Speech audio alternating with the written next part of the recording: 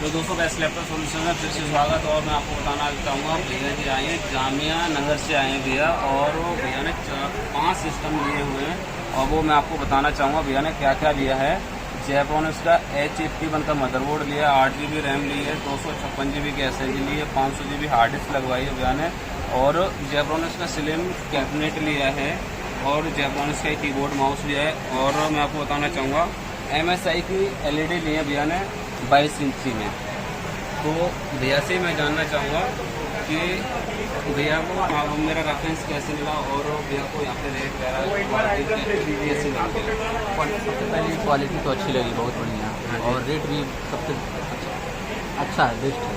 ठीक है, मैंने यूट्यूब पे सर्च करके यहाँ तक आपके पास आया। ठीक है, और क्वालिटी तो बढ़िया है, बाकी आगे भी अच्छी रहेगी। तो प्राइस भी सही है, सब चीज़ सही है। आपको सब कुछ अच्छा लगा ना? परफेक्ट, बिल्कुल बिहेवियर भी अच्छा, जी जी सब कुछ तो हो। मैं यही कहना चाहूँगा कि जिस किसी भाई को सिस्टम असेंबल कराना है, गेमिंग PC बिल्ड कराना है, तो बेस्ट लैपटॉप सॉल्यूशंस पे एक बार जरूर आएँ।